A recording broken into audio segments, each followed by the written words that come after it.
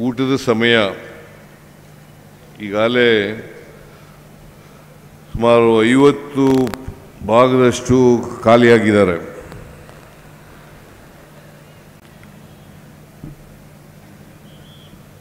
ಅವರು ಊಟಕ್ಕೆ ಹೋಗಿದ್ದಾರೆ ಅಂತ ಅನ್ಕೊಂಡಿದ್ದೀನಿ ನಾನು.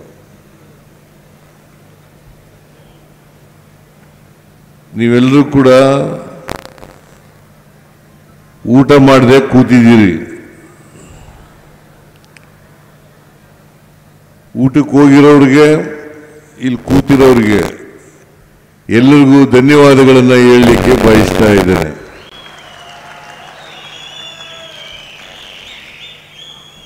ಇನ್ನೊಂದು ಅರ್ಧ ಗಂಟೆಯಲ್ಲಿ ಮುಗಿದೋಯ್ತದೆ. ನಾವು ನಿಮಗೆ ಊಟ ಮಾಡಿಲ್ಲ ಅಲ್ವಾ? ಏಯ್ ಕೂತ್ಗಳಯ್ಯ, ಕೂತು ಕೂತು ಕೂತು ಕೂತು ಕೂತು ಕೂತು. ಚಾಮರಾಜನಗರಕ್ಕೆ ಅನೇಕ ಸಾರಿ ಬಂದಿದ್ದೇನೆ.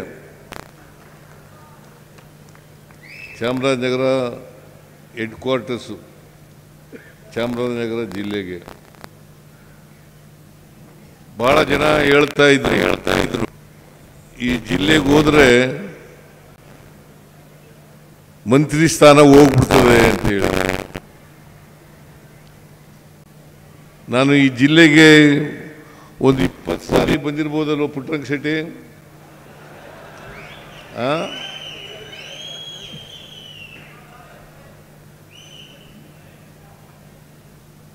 ಈ ಜಿಲ್ಲೆಗೆ ಮೂಢನಂಬಿಕೆ ಇದೆಯಲ್ಲ, ಈ ಜಿಲ್ಲೆಗೆ ಬಂದರೆ ಅಧಿಕಾರ ಹೋಗ್ಬಿಡ್ತದೆ.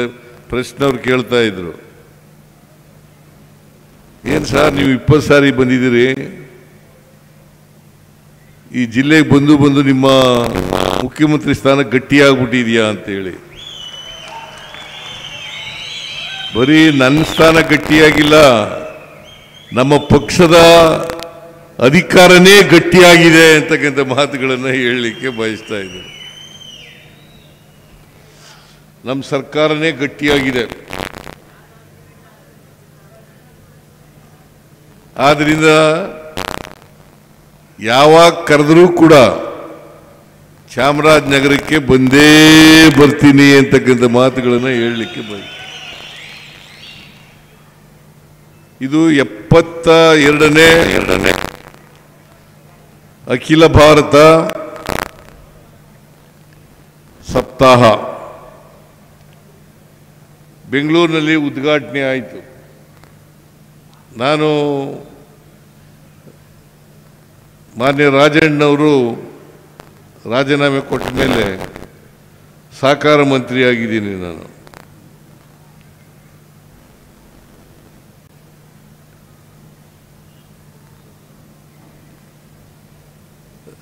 ಒಂದು ವೇಳೆ ರಾಜಣ್ಣ ಇದ್ದಿದ್ರೆ ನಾನು ಸಹಕಾರ ಮಂತ್ರಿ ಆಗ್ತಾ ಇರಲಿಲ್ಲ.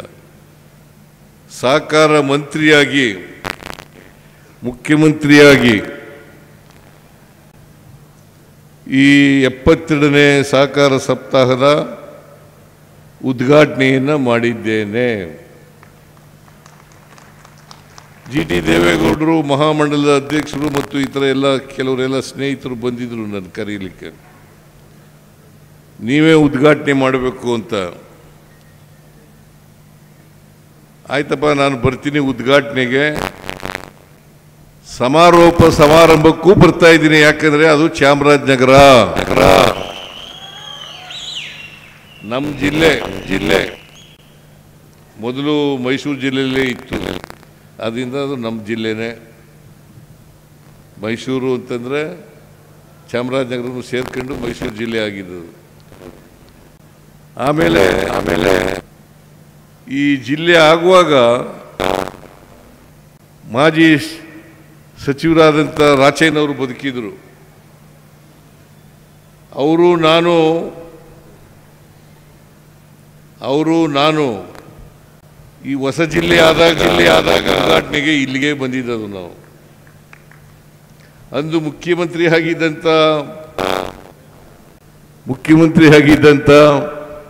ಜೆ.ಎಚ್. ಪಟೇಲ್ರು ಮಾದೇಶ್ವರ ಬೆಟ್ಟದಲ್ಲಿ ಉದ್ಘಾಟನೆ ಮಾಡಿದ್ರು.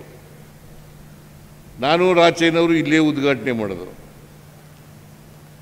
ವಾಟಾಳ್ ನಾಗರಾಜು ಕೂಡ ಆಗ MLA ಆಗಿದ್ರು, ಅವರು ಅಲ್ಲಿಗೆ ಹೋದರು ಮಹದೇಶ್ವರ ಬೆಟ್ಟಕ್ಕೆ. ನಾನು ರಾಚಯ್ಯನವರು ಇಬ್ಬರೂ ಉದ್ಘಾಟನೆ ಮಾಡಿದೋ. ಅಂದಿನಿಂದ ಇದು ಒಂದು ಪ್ರತ್ಯೇಕ ಜಿಲ್ಲೆಯಾಗಿ ಮಾರ್ಪಟ್ಟಿತು. ಈ ಜಿಲ್ಲೆಯಲ್ಲಿ ಈಗ ಸಹಕಾರ ಬ್ಯಾಂಕ್ ಇದೆ, ಹಾಲು ಉತ್ಪಾದಕರ ಸಹಕಾರ ಸಂಘನೂ ಕೂಡ ಯೂನಿಯನ್ ಇದೆ, ಮಿಲ್ಕ್ ಯೂನಿಯನ್ ಇದೆ. ನಂಜುಂಡ ಪ್ರಸಾದ್ ನೀವು ಕೋಆಪರೇಟಿವ್ ಯೂನಿಯನ್ ಅಧ್ಯಕ್ಷರು. ಈಗ ಇವ್ರಿಗೆ ಈ ವರ್ಷ ಸಹಕಾರ ರತ್ನ ಕೂಡ ಕೊಟ್ಟದೆ. ನಂಜುಂಡ ಅವರು ಪುಟ್ಟರಂಗ ಶೆಟ್ಟಿಗೂ ಸಹಕಾರ ರತ್ನ ಕೊಟ್ಟದೆ. ಇನ್ಯಾರಿಗೆ ಕೊಡ್ತು ಇಲ್ಲಿ ನಿಮ್ಮ ಜಿಲ್ಲೆಯಲ್ಲಿ? ಶಂಕರೇಗೌಡ, ಶಂಕರೇಗೌಡ ನರಸೀಪುರ ತಾಲೂಕು ನಮ್ಮ ಜಿಲ್ಲೆ. ಸಿದ್ದೇಗೌಡನಿಗೆ. ಇವರೆಲ್ಲ ಸಹಕಾರ ಸಂಘಗಳಲ್ಲಿ ಭಾಳ ದೀರ್ಘಕಾಲದಿಂದ ಕೆಲಸ ಮಾಡಿದ್ದಾರೆ, ಸಮಾಜದ ಅಭಿವೃದ್ಧಿಗಾಗಿ ಕೆಲಸ ಮಾಡಿದ್ದಾರೆ, ಸಹಕಾರಿಗಳಾಗಿ ಕೆಲಸ ಮಾಡಿದ್ದಾರೆ. ಅವ್ರಿಗೆಲ್ಲರಿಗೂ ಕೂಡ ಅಭಿನಂದನೆಗಳನ್ನು ಸಲ್ಲಿಸಲಿಕ್ಕೆ ಬಯಸ್ತಾ ಇದ್ದೇನೆ. ಇದೇ ಸಂದರ್ಭದಲ್ಲಿ ಮೈಸೂರು ಜಿಲ್ಲೆಯಲ್ಲಿ ಇಷ್ಟೊಂದು ದೊಡ್ಡ ಪ್ರಮಾಣದಲ್ಲಿ ಸಪ್ತಾಹ ನಡೀಬೇಕಾದ್ರೆ ಕಾರಣಕರ್ತರು, ಉಸ್ತುವಾರಿ ಸಚಿವರು ವೆಂಕಟೇಶ್ ಅವರು ಮತ್ತು ಜಿಲ್ಲೆಯ ಎಲ್ಲ ಶಾಸಕರು AR ಕೃಷ್ಣಮೂರ್ತಿ, ಗಣೇಶ್ ಪ್ರಸಾದ್ ಮತ್ತು ಧ್ರುವ ನಾರಾಯಣ್ ದರ್ಶನ್ ಧ್ರುವ ನಾರಾಯಣ್, ಮಂಜುನಾಥ್ ಅನೂರು ಶಾಸಕರು. ಯಾರು? ಆಮೇಲೆ ಲೋಕಸಭಾ ಸದಸ್ಯ ಇವರೆಲ್ಲರಿಗೂ ಕೂಡ ಇಷ್ಟೊಂದು ದೊಡ್ಡ ಪ್ರಮಾಣದಲ್ಲಿ ಚಾಮರಾಜನಗರದಲ್ಲಿ ಹೆಚ್ಚು ಜನ ಸೇರಿಸಿ ಮಾಡ್ತಾ ಇರೋದ್ರಿಂದ, ಸಮಾರೋಪ ಸಭಾ ಮಾಡ್ತಾ ಇರೋದ್ರಿಂದ ಅವರೆಲ್ಲರಿಗೂ ಕೂಡ ಧನ್ಯವಾದಗಳನ್ನು ಹೇಳಲಿಕ್ಕೆ ಬಯಸ್ತಾ ಇದ್ದೇನೆ.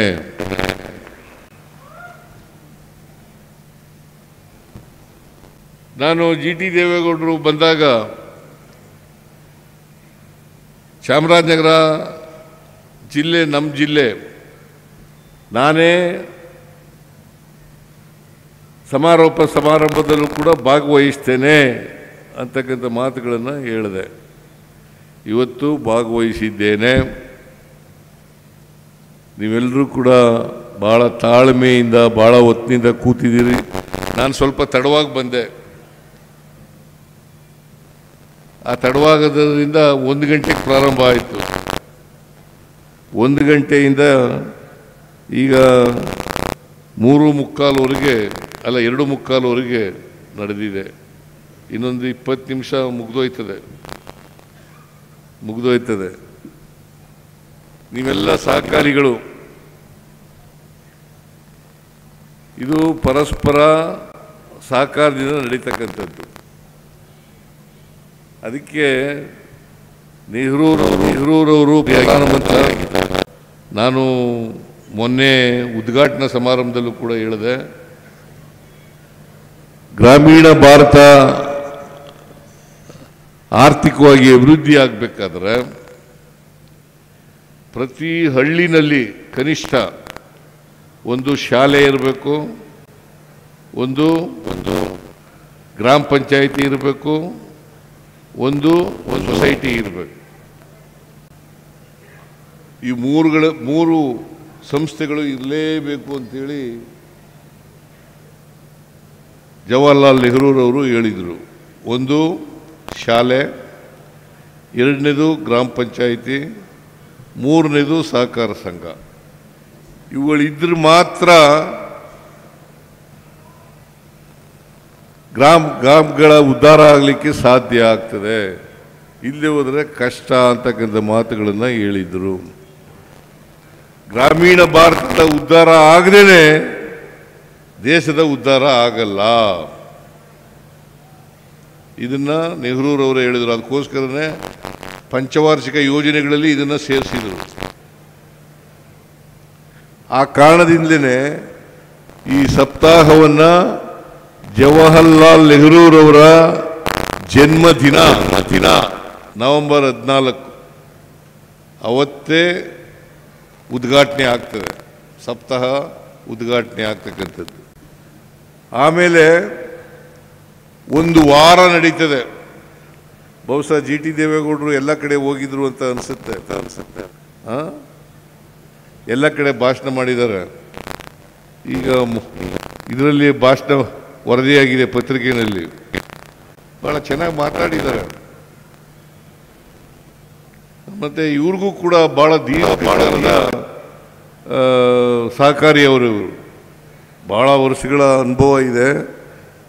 ನಾನು GT ದೇವೇಗೌಡನು ಒಂದೇ ಕಾನ್ಸ್ಟಿಟ್ಯೂನ್ಸಿಯವರು, ಚಾಮುಂಡೇಶ್ವರಿ ಕಾನ್ಸ್ಟಿಟ್ಯೂನ್ಸಿಯವರು.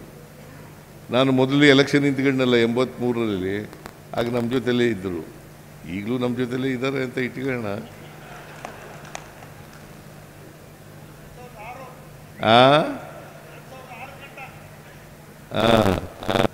2006ವರೆಗೂ ಜೊತೆಲಿ ಇದ್ದರು. ಆಮೇಲೆ ಬೇರೆ ಆದರು. ಅಂದರೆ ಬೇರೆ ಪಕ್ಷಕ್ಕೂ ನಾನು ನನ್ನನ್ನು ಪಕ್ಷದಿಂದ ತೆಗೆದಾಕ್ಬಿಟ್ರು. ಇವ ಆಸಾಮಿ ಅಲ್ಲೇ ಉಳ್ಕಂದ.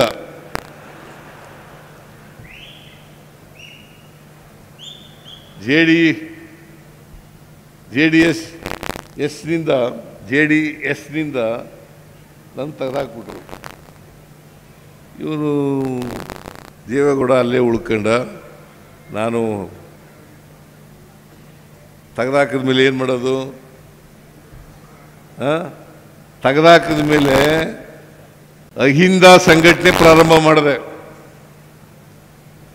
ಅಹಿಂದ ಅಂತಂದ್ರೇನು? ಅಲ್ಪಸಂಖ್ಯಾತರು, ಹಿಂದುಳಿದವರು, ದಲಿತರು, ಸಮಾಜದಲ್ಲಿರ್ತಕ್ಕಂಥ ತಳ ಸಮುದಾಯಗಳು ಇವ್ರನ್ನ ಸಂಘಟನೆ ಮಾಡ್ತಾ ಇರುವಾಗ ಕಾಂಗ್ರೆಸ್ನಿಂದ ಕರೆ ಬಂತು ನನಗೆ. ಕಾಂಗ್ರೆಸ್ನಿಂದ ಕರೆ ಬಂತು. ಕಾಂಗ್ರೆಸ್ ಸೇರ್ಕೊಳ್ಳಿ ಅಂತೇಳಿ ಕರೆ ಬಂತು. ಕಾಂಗ್ರೆಸ್ ಸೇರಿದೆ. ಕಾಂಗ್ರೆಸ್ ನೇರಿ ನಾನು ಯಾವುದೇ ಪಕ್ಷದಲ್ಲಿದ್ದರೂ ಜನತಾ ಪಾರ್ಟಿ, ಜನತಾದಳ, ಕಾಂಗ್ರೆಸ್, ಬೇರೆ ಪಕ್ಷಗಳಿಗೆ ಹೋಗಿಲ್ಲ. ಲೋಕದಳ, ಅದೇ ಲೋಕದಳ ಆಗಿತ್ತು. ಲೋಕದಳದಿಂದಲೇ MLA ಆದದ್ದು ನಾನು 83ರಲ್ಲಿ. ಲೋಕದಳ, ಜನತಾ ಪಾರ್ಟಿ ಎಲ್ಲ ಒಡೆದು ಲೋಕದಳ, JDU ಇವೆಲ್ಲ ಜನತಾದಳ ಇವೆಲ್ಲ ಆದಮೇಲೆ ನಾನು ಲೋಕದಳಕ್ಕೂ ಹೋಗಿದ್ದೆ. RSS BJPಯವರು ಇದ್ದರು ಜನತಾ ಪಾರ್ಟಿ ಆದಾಗ. ಸೋಷಲಿಸ್ಟ್ ಪಾರ್ಟಿ ಇತ್ತು, ಸಂಸ್ಥಾ ಕಾಂಗ್ರೆಸ್ ಇತ್ತು, ಆಮೇಲೆ ಚರಣ್ ಸಿಂಗ್ ಅವ್ರ ಪಾರ್ಟಿ ಇತ್ತು. ನಾನು ಲೋಕದಳಕ್ಕೆ ಹೋದೆ. ಯಾಕೆಂದರೆ ನಾನು ಫಾಲೋ ಮಾಡ್ತಾ ಇದ್ದದ್ದು ಜಾರ್ಜ್ ಫರ್ನಾಂಡಿಸ್ ಅವರನ್ನು. ಜಾರ್ಜ್ ಫರ್ನಾಂಡಿಸ್ನವರು ಎಲ್ಲಿ ಹೋಗ್ತಾರೆ ಅಲ್ಲೂ ಹೋಗ್ತಾ ಇದ್ದೆ ನಾನು. ಸೊ ಹಾಗಾಗಿ, ಯಾಕೆಂದರೆ ಅವರು ಸೋಷಲಿಸ್ಟ್ ನಾಯಕರು ಜಾರ್ಜ್ ಫರ್ನಾಂಡಿಸ್ರವರು. ನಾನು ಸೋಷಲಿಸ್ಟ್ ಪಾರ್ಟಿಗೆ ರಾಜಕಾರಣ ಪ್ರಾರಂಭ ಮಾಡೋದಕ್ಕಿಂತ ಮುಂಚಿತವಾಗಿ ಸೋಷಲಿಸ್ಟ್ ಪಾರ್ಟಿ ಸಮಾಜವಾದಿ ಯುವಜನ ಸಭಾ ಮೆಂಬರ್ ಆಗಿದ್ದೆ. ಹಾಗಾಗಿ ಜನತಾ ಪಾರ್ಟಿಗೆಲ್ಲ ಸೇರ್ಕೊಂಡ ಮೇಲೆ ಜನತಾ ಪಾರ್ಟಿ ಆಯಿತು.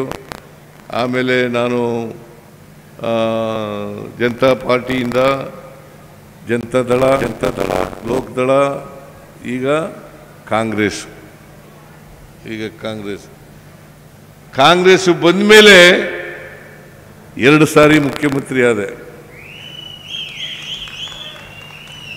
ಒಂದು ವೇಳೆ ಜನತಾದಳ ಎಸ್ನಲ್ಲೇ ಇದ್ದಿದ್ರೆ ಮುಖ್ಯಮಂತ್ರಿ ಆಯ್ತಿರಲಿಲ್ಲ ನಾನು. ಯಾಕೆಂದರೆ ದೇವೇಗೌಡರು ನನ್ನನ್ನು ಮುಖ್ಯಮಂತ್ರಿ ಮಾಡಕ್ಕೆ ಬಿಡ್ತಾ ಇರಲಿಲ್ಲ. ಅವ್ರ ಮಕ್ಕಳು ಮುಖ್ಯಮಂತ್ರಿ ಮಾಡಕ್ಕೆ ಬಿಡ್ತಾ ಇರಲಿಲ್ಲ.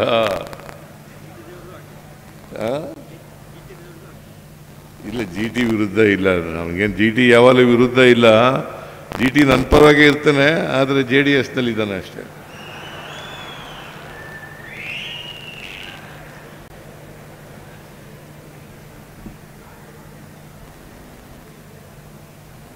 ಅದೇನೇ ಆಗಲಿ, ಇವತ್ತಿಗೆ ನಾನು ಈ ಸಾರಿ 2023ರಲ್ಲಿ ಮುಖ್ಯಮಂತ್ರಿ ಆದಮೇಲೆ ಇವತ್ತು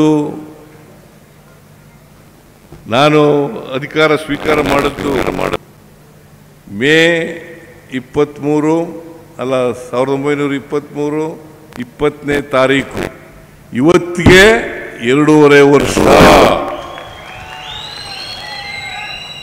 ಒಂದು ರೀತಿಯಲ್ಲಿ ನನಗೆ 2.5 ವರ್ಷ ತುಂಬಿದೆಯಲ್ಲ, ಆ 2 ವರ್ಷದ ದಿನಾಚರಣೆನೂ ಕೂಡ ಇಲ್ಲೇ ನಡೀತಾ ಇದೆ.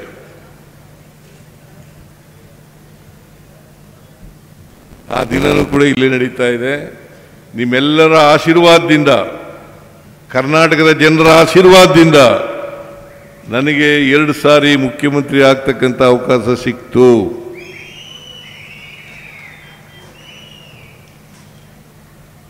ಮುಖ್ಯಮಂತ್ರಿ ಆದಮೇಲೆ ಸಮಾಜದಲ್ಲಿರ್ತಕ್ಕಂಥ ಎಲ್ಲ ಬಡವರು, ಯಾವುದೇ ಪಕ್ಷ, ಯಾವುದೇ ಧರ್ಮ, ಯಾವುದೇ ಜಾತಿ, ಅಲ್ಲಿರ್ತಕ್ಕಂಥ ಎಲ್ಲ ಬಡವರು ಇದ್ದಾರಲ್ಲ, ಅವ್ರ ಪರವಾಗಿ ಕೆಲಸ ಮಾಡ್ತಕ್ಕಂಥ ಅವಕಾಶ ಸಿಕ್ಕಿದೆ. ಇಲ್ಲಿವರೆಗೆ ಮಾಡಿದ್ದೇನೆ, ಮುಂದೆನೂ ಕೂಡ ಮಾಡ್ತೇನೆ ಅಂತಕ್ಕಂಥ ಮಾತುಗಳನ್ನು ಹೇಳಲಿಕ್ಕೆ ಬಯಸ್ತಾ ಇದ್ದೇನೆ. ಈಗ 83ರಿಂದ ಅಲ್ಲ 2013ರಿಂದ 18ರವರೆಗೆ ಮುಖ್ಯಮಂತ್ರಿ ಆಗಿರುವಾಗ ಅನೇಕ ಭಾಗ್ಯಗಳನ್ನು ನಾವು ಕೊಟ್ಟವು. ಬಹುಶಃ ಇಲ್ಲಿರೋರಿಗೆಲ್ಲ ಗೊತ್ತಿದೆ, ನಿಮಗೂ ಗೊತ್ತಿದೆ. ಆ ಎಲ್ಲ ಭಾಗ್ಯಗಳು ಕೂಡ ದಲಿತರಿಗೆ, ಹಿಂದುಳಿದವರಿಗೆ, ಅಲ್ಪಸಂಖ್ಯಾತರಿಗೆ, ಎಲ್ಲ ಜಾತಿ ಬಡವರಿಗೆ ದಕ್ಕತಕ್ಕಂಥ ಕೆಲಸವನ್ನು ಮಾಡೋದು. ಈ ಸಾರಿ 2023 ಮುಖ್ಯಮಂತ್ರಿ ಆದಮೇಲೆ ಗ್ಯಾರಂಟಿ ಯೋಜನೆಗಳನ್ನು ಜಾರಿಗೆ ತಗೊಂಡ್ಬಂದವು. ಈ ಗ್ಯಾರಂಟಿ ಯೋಜನೆಗಳ ಮೂಲಕ ಸಮಾಜದಲ್ಲಿರ್ತಕ್ಕಂಥ ಅಸಮಾನತೆಯನ್ನು ನಿವಾರಣೆ ಮಾಡತಕ್ಕಂಥ ಪ್ರಯತ್ನವನ್ನು ಮಾಡಿದ್ದೇವೆ. ಸಮಾಜದಲ್ಲಿ ಅಸಮಾನತೆ ಹೋಗದೇನೆ ಜಾತಿ ವ್ಯವಸ್ಥೆ ಹೋಗಲ್ಲ. ಎಲ್ಲರಿಗೂ ಸಾಮಾಜಿಕ ಆರ್ಥಿಕ ಶಕ್ತಿ ಬಂದಾಗ ಮಾತ್ರ ಜಾತಿ ಹೋಗ್ತದೆ ಹೊರತು ಇಲ್ಲದೆ ಹೋದರೆ ಹೋಗಲ್ಲ. ಶಕ್ತಿ ಬರಬೇಕು, ಸಾಮಾಜಿಕವಾಗಿ ಶಕ್ತಿ ಬರಬೇಕು, ಆರ್ಥಿಕವಾಗಿ ಶಕ್ತಿ ಬರಬೇಕು, ಶೈಕ್ಷಣಿಕವಾಗಿ ಶಕ್ತಿ ಬರಬೇಕು, ರಾಜಕೀಯವಾಗಿ ಶಕ್ತಿ ಬರಬೇಕು. ಆ ಶಕ್ತಿ ಬಂದಾಗ ಮಾತ್ರ ಹೋಗ್ಲಿಕ್ಕೆ ಸಾಧ್ಯ ಐತೆ. ಈಗ ಪುಟ್ಟರಂಗ ಶೆಟ್ಟರು ಇದ್ದಾರೆ. ಪುಟ್ಟರಂಗ ಶೆಟ್ಟರು ಒಂದು ಹಿಂದುಳಿದ ಸಮಾಜಕ್ಕೆ ಸೇರಿದವರು. ಚಾಮರಾಜನಗರದಲ್ಲಿ 4 ಬಾರಿ ಶಾಸಕರಾಗ್ಬಿಟ್ರು. ಮುಂದೇನೂ ಆಗ್ತಾರೆ ಅಂತಕ್ಕಂಥ ವಿಶ್ವಾಸ ಇದೆ. ಅವ್ರಿಗೆ ಪುಟ್ಟರಂಗ ಶೆಟ್ಟರಿಗೆ ಉಪ್ಪಾರ ಜನಾಂಗದಲ್ಲಿ ಒಬ್ಬರು ಮಂತ್ರಿ ಅಲ್ಲ ಶಾಸಕರು ಮಂತ್ರಿ ಮಾಡಿದ್ದೆ.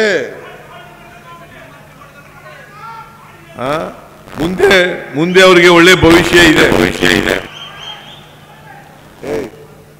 ಸಿಳ್ಳು ಹೊಡೆ ಬಿಡೆ ಕಡೆಯ ಚಪ್ಪಳೆ ತಟ್ಟು ಸಿಳ್ಳೆ ಹೊಡಿಬಾರ್ದು.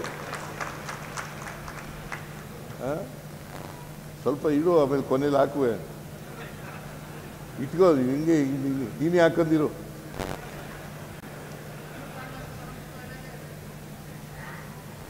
ಚಾಮರಾಜನಗರ ಜಿಲ್ಲೆಯವರು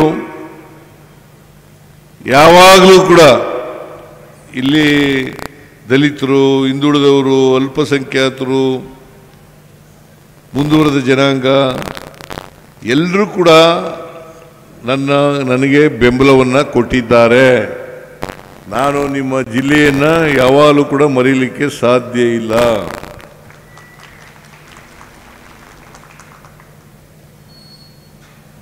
ಇವತ್ತು ಸಹಕಾರ ಸಪ್ತಾಹದ ಅಂತಿಮ ದಿನ, ಸಮಾರಂಭ.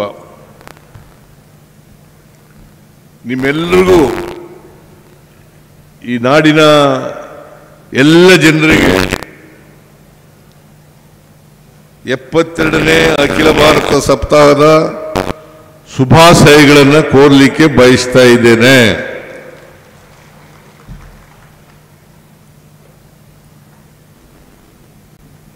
ಸಹಕಾರ ಚಳುವಳಿ ಪ್ರಾರಂಭ ಆಗಿ ಕರ್ನಾಟಕದಲ್ಲಿ 120 ವರ್ಷಗಳಾಯಿತು. 120 2004ರಲ್ಲಿ ಕಾನೂನು, ಅಲ್ಲ 1904ರಲ್ಲಿ ಕಾನೂನು ಬಂತು. 1904 ಆಗ ಗದಗಿನ ಹಾಳ, ಇದು ಗಣಿಗಿನ ಹಾಳ, ಅಲ್ಲಿ ಸಿದ್ದನಗೌಡ ರಾಮನಗೌಡ ಪಾಟೀಲ ಅಂತೇಳಿ ಒಂದು ಪತ್ತಿನ ಸಹಕಾರ ಸಂಘವನ್ನು ಸ್ಥಾಪನೆ ಮಾಡಿದ್ರು. ಇಡೀ ಏಷ್ಯಾದಲ್ಲೇ ಮೊದಲು. ಹಾಗಾಗಿ ಕರ್ನಾಟಕ ಸಹಕಾರ ಸಪ್ತಕ್ಕೆ ಒಂದು ಹೆಬ್ಬಾಗಿಲು ಅಂತಕ್ಕಂಥದ್ದನ್ನು ಹೇಳಲಿಕ್ಕೆ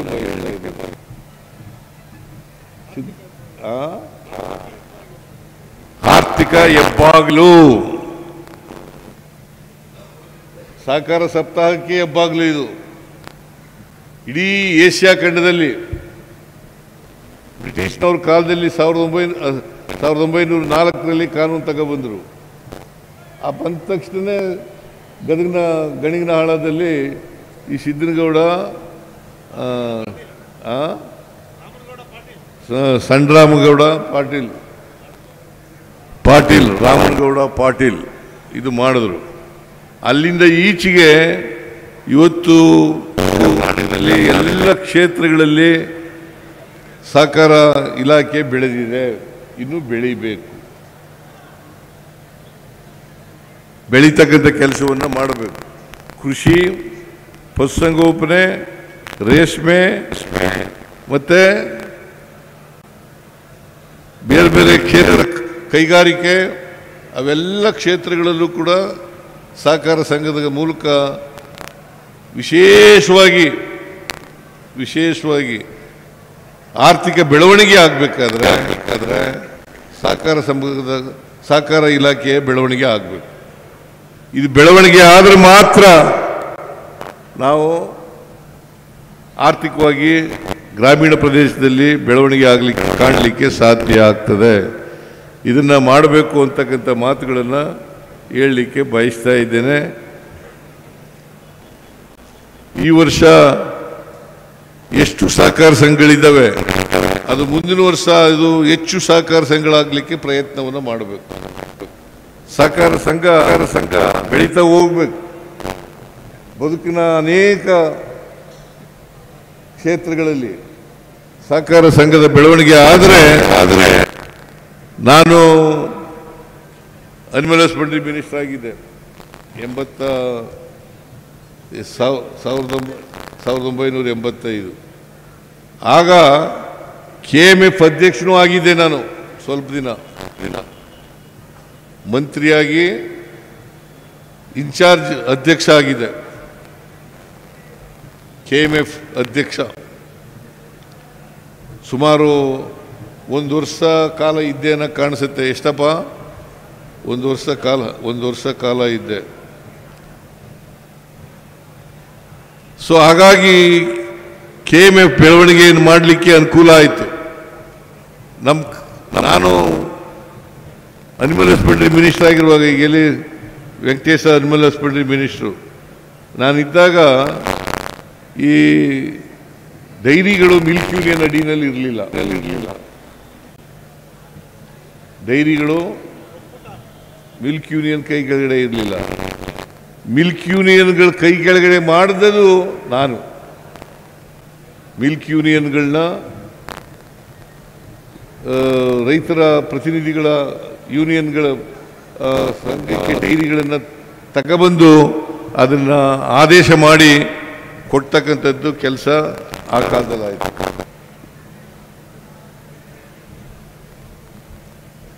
ಈಗ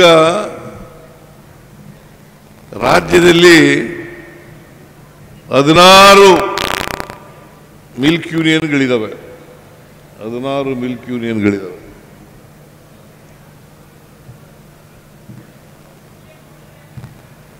ಸುಮಾರು 1 ಕೋಟಿ ಲೀಟರಷ್ಟು ಹಾಲು ಬರ್ತಾ ಇದೆ. 1 ಕೋಟಿ ಲೀಟರ್ ಹಾಲು. ಬಹುಶಃ ಇಡೀ ದೇಶದಲ್ಲಿ ಗುಜರಾತ್ ಬಿಟ್ಟರೆ ಕರ್ನಾಟಕನೇ ನಂಬರ್ 2. ಕರ್ನಾಟಕ 2ನೇ ಸ್ಥಾನದಲ್ಲಿದ್ದರೆ ಅದಕ್ಕೆ ನಾವು ಎಲ್ಲ ಸಹಕಾರಿಗಳು, ಮಿಲ್ಕ್ ಯೂನಿಯನ್ ಹಿಂದೆ ಅಧ್ಯಕ್ಷರಾಗಿದ್ದವರು, ಈಗ ಅಧ್ಯಕ್ಷರಾಗಿರ್ತಕ್ಕಂಥವ್ರು, ಸದಸ್ಯರಾಗಿರ್ತಕ್ಕಂಥವರು, ಸೊಸೈಟಿಗಳ ಅಧ್ಯಕ್ಷರಾಗಿದ್ದಂಥವ್ರು, ಅವರೆಲ್ಲರೂ ಕೂಡ ಕಾರಣ ಅಂತಕ್ಕಂಥ ಮಾತುಗಳನ್ನು ಹೇಳಲಿಕ್ಕೆ ಬಯಸ್ತಾ ಇದ್ದೇನೆ. ಆಮೇಲೆ ನಾನು 83ರಲ್ಲಿ ಮುಖ್ಯಮಂತ್ರಿ ಆದಾಗ ಹಾಲನ್ನು ವಿದ್ಯಾರ್ಥಿಗಳಿಗೆ ಕೊಡಬೇಕು ಅಂತ ತೀರ್ಮಾನ ಮಾಡಿದೆ. ಆ ಕಾಲದಲ್ಲಿ ಹಾಲು ಜಾಸ್ತಿ ಆಗ್ಬಿಟ್ಟಿತ್ತು, ಮಾರಾಟ ಕಡಿಮೆ ಇತ್ತು. ಆಗ ಹಾಲು ಜಾಸ್ತಿ ಆಗಿದೆ, ಏನು ಮಾಡೋದು ಸರ್ ಅಂತ ಬಂದರು ಮಿಲ್ಕ್ ಯೂನಿಯನ್, ಆಮೇಲೆ KMFನವರು. ನಾನು ಹೇಳಿದೆ ವಿದ್ಯಾರ್ಥಿಗಳಿಗೆ ಹಾಲು ಕೊಡೋಣ ಅಂತ ಹೇಳಿದೆ. ಆಗಲೇ ಕ್ಷೀರಭಾಗ್ಯ ಅಂತ ಜಾರಿಗೆ ಬಂದದ್ದು, ಕ್ಷೀರಭಾಗ್ಯ. ಆಮೇಲೆ ಕ್ಷೀರಧಾರೆ, ಹಿಂದೆ 2 ರೂಪಾಯಿ ಕೊಡ್ತಾ ಇದ್ರು 1 ಲೀಟರ್ ಹಾಲಿಗೆ. ಯಡಿಯೂರಪ್ಪ ಮುಖ್ಯಮಂತ್ರಿ ಆಗಿದ್ದಾಗ 2 ರೂಪಾಯಿ ಕೊಡ್ತಾ ಇದ್ರು. ಅದನ್ನು ನಾನು ಬಂದು 4 ರೂಪಾಯಿ ಮಾಡಿದೆ. ಈಗ ಆಮೇಲೆ 5 ರೂಪಾಯಿ ಮಾಡಿದೆ ರಾಮನಗರದಲ್ಲಿ. ಈಗ ಪ್ರತಿದಿನ 5 ಕೋಟಿ ರೂಪಾಯಿಗಳನ್ನು ಕ್ಷೀರಧಾರೆ ಅಡಿನಲ್ಲಿ ರೈತರಿಗೆ ಕೊಡ್ತಾ ಇದ್ದೇವೆ. 5 ಕೋಟಿ ರೂಪಾಯಿಗಳು ಒಂದು ದಿನಕ್ಕೆ. 1 ಲೀಟರ್ ಹಾಲಿಗೆ 5 ರೂಪಾಯಿ. ಇದರಿಂದ ಪ್ರತಿದಿನ 5 ಕೋಟಿ ರೂಪಾಯಿಗಳನ್ನು ರೈತರಿಗೆ ಕೊಡ್ತಾ ಇದ್ದೀವಿ.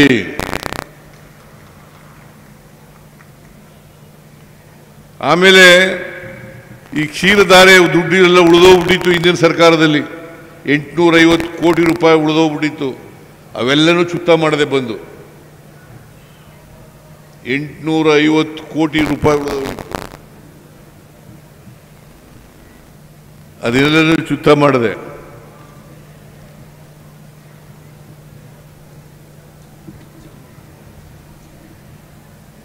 ಆಮೇಲೆ ಚಾಮರಾಜನಗರ ಹಾಲು ಒಕ್ಕೂಟ ಒಂದು ಸಾರಿ ಹಣ ಕೊಟ್ಟಿದ್ದೆ ನಾನು. 73 ಕೋಟಿ ಕೊಟ್ಟಿದ್ದೆ. ಇನ್ನೂ 51 ಕೋಟಿ ಕೊಡಬೇಕು ಅಂತ ಹೇಳ್ತಾ ಇದ್ದಾರೆ. ನೀನು ಅಧ್ಯಕ್ಷನ? ನೀನು ಅಧ್ಯಕ್ಷ? ದಪ್ಪಾಗಿದೆಯಲ್ಲ, ಕೂತ್ಕೋ. ಹಾಲು ಕುಡಿತೀಯ ದಿನ?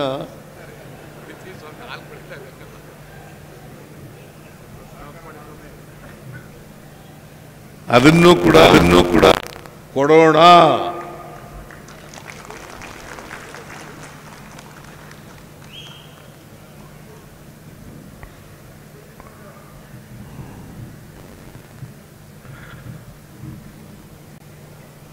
ಯಾಕೆಂದರೆ ನಾವು ಪ್ರತ್ಯೇಕ ಮಿಲ್ಕ್ ಯೂನಿಯನ್ ಮಾಡಿದ ಮೇಲೆ ಹಣ ಕೊಡಲಿಲ್ಲ, ಹಿಂದಿನ ಸರ್ಕಾರದವರು ಕೊಡಲಿಲ್ಲ.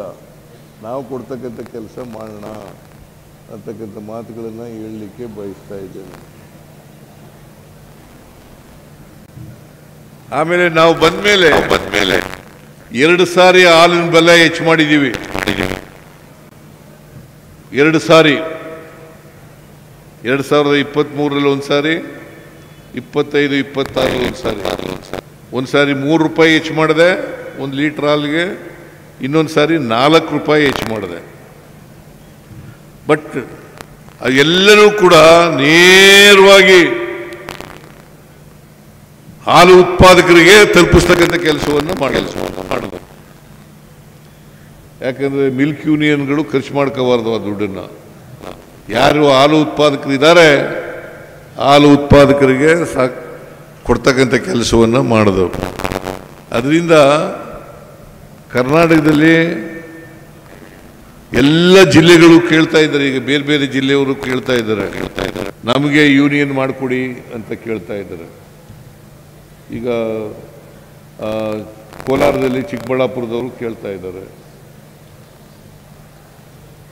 ಬೇರೆ ಬೇರೆ 2-3 ಜಿಲ್ಲೆಗಳಲ್ಲಿ ಎಲ್ಲಿ ಮಿಲ್ಕ್ ಯೂನಿಯನ್ಗಳಾಗಿದ್ದಾವೆ.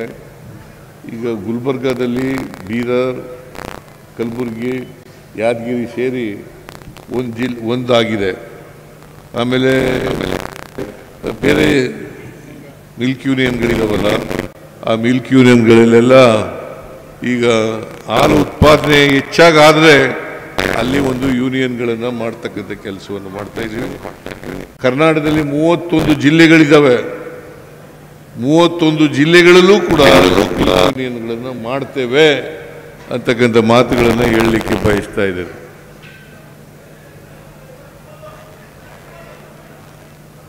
ಮಿಲ್ಕ್ ಯೂನಿಯನ್ಗಳು ಯಾಕಂತಂದ್ರೆ ಆರ್ಥಿಕವಾಗಿ ಬೆಳವಣಿಗೆ ಆಗಲಿಕ್ಕೆ ಇದು ಒಂದು ಉಪಕಸುಬು. ಇಡಿ ಇಡಿ ಇಡಿ ಇಡಿ ನಿಮ್ಮನ್ನು ನೋಡಕ ಜನ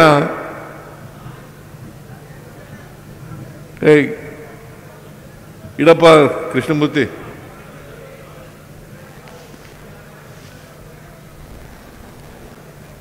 ಎಲ್ಲ ಖಾಲಿ ಆಗೋದು, ಭಾಷಣ ಮಾಡೋದು, ಯಾರಿಗೆ ಭಾಷಣ ಮಾಡಿ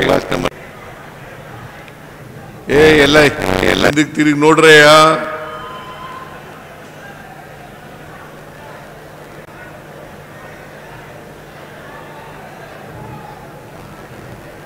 ಹಾಲು ಕರೆಯೋದು 4 ಗಂಟೆ ಮೇಲೆ, ಇಷ್ಟೊತ್ತಿಗೆ ಯಾಕೆ ಹೋಗ್ತೀರಿ?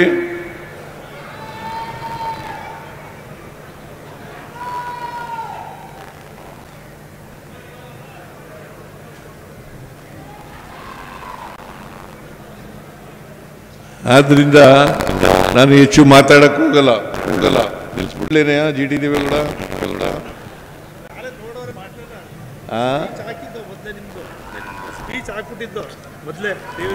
ಆಮೇಲೆ ಕೊನೆಯಲ್ಲಿ ಒಂದು ಅನೌನ್ಸ್ ಮಾಡಿಬಿಡ್ತೀನಿ. ಓಲಿ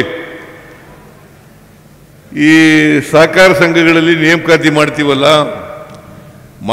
ನೇಮಕಾತಿ ಮಾಡುವಾಗ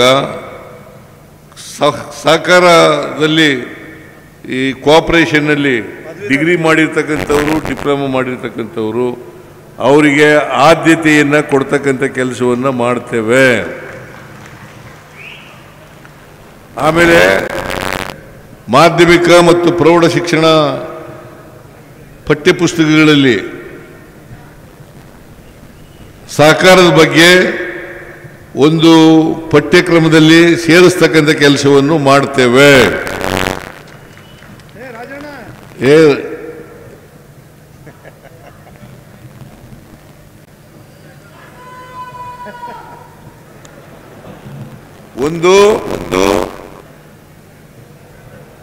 ಒಂದು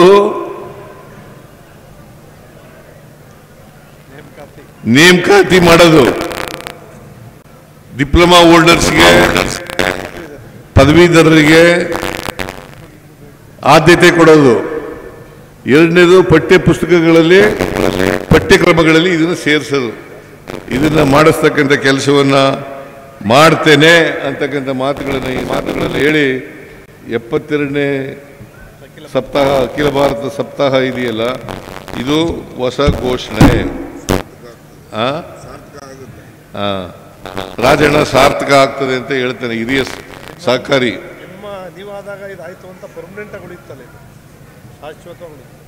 ಅದನ್ನು ಮಾಡಿಕೊಡ್ತೇನೆ ಅಂತಕ್ಕಂಥ ಮಾತುಗಳನ್ನು ಹೇಳಿ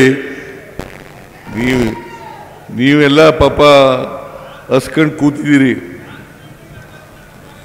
ನೀನು ಇರಯ್ಯ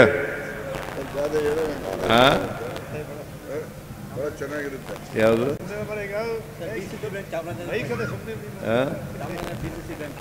ಏನು ಈಗಲೇ ಹೇಳಕ್ಕಾಗಲ್ಲ, ಅದೆಲ್ಲ ಪಾಲಿಸಿ ಡಿಸಿಷನ್ ಈಗ ಮಾಡೋಕ್ಕಾಗಲ್ಲ. ಏನೇ ಇರಲಿ, ಈ ವರ್ಷದ ಸಹಕಾರ ಸಪ್ತಾಹ 72ನೇ ಅಖಿಲ ಭಾರತ ಸಹಕಾರ ಸಪ್ತಾಹವನ್ನು ಚಾಮರಾಜನಗರದಲ್ಲಿ ಸಮಾರೋಪ ಸಮಾರಂಭ ನಡೆದಿದೆ. ನೀವೆಲ್ಲ ಹೆಚ್ಚಿನ ಸಂಖ್ಯೆಯಲ್ಲಿ ಬಂದಿದ್ದೀರಿ. ನೀವೆಲ್ಲರೂ ಕೂಡ ಹೆಚ್ಚು ಹೆಚ್ಚು ಸಹಕಾರ ಸಂಘಗಳನ್ನು ಸ್ಥಾಪನೆ ಮಾಡಿಸ್ತಾರೆ, ಸಹಕಾರಿಗಳಾಗಬೇಕು. ಜೊತೆಗೆ ನಾನು ಮಾಡೋದು ಇನ್ನೊಂದೇನು ಗೊತ್ತಾ, ಪರಿಶಿಷ್ಟ ಜಾತಿ ಪರಿಶಿಷ್ಟ ಪಂಗಡದವರಿಗೆ ಫ್ರೀಯಾಗಿ ಸದಸ್ಯತ್ವ ಮಾಡಬೇಕು. ಏನಪ್ಪ ಸೇರೋಣ, ನಾನು ಬಂದಮೇಲೆ ಅದನ್ನು ಕೂಡ ಮಾಡಿದ್ದೀನಿ. ಉಚಿತವಾಗಿ ಸಹಕಾರಿಗಳಾಗಬೇಕು ಅಂತಕ್ಕಂಥದ್ದನ್ನು ಮಾಡಿದ್ದೀನಿ. ಅದರಿಂದ ನೀವೆಲ್ಲ ಸಹಕಾರಿಗಳಾಗಬೇಕು, ಆರ್ಥಿಕ ಅಭಿವೃದ್ಧಿ ಮಾಡಬೇಕು, ರಾಜ್ಯದ ಈ ಕೆಲಸವನ್ನು ನೀವು ಮಾಡಲಿ ಅಂತೇಳಿ ಹಾರೈಸಿ ಈ ವರ್ಷದ 72ನೇ ಸಪ್ತಾಹ ಯಶಸ್ವಿಯಾಗಿದೆ ಅಂತಕ್ಕಂಥ ಮಾತುಗಳನ್ನು ಹೇಳಿ, ಅದಕ್ಕಾಗಿ ಶ್ರಮಿಸಿದಂಥ ಎಲ್ಲ ಸಹಕಾರಿಗಳು, GT ದೇವೇಗೌಡರು, ಇಲಾಖೆಯವರು, ರಾಜಣ್ಣವರು, ಇನ್ಯಾರು, ಶಿವಸ್ವಾಮಿ KMF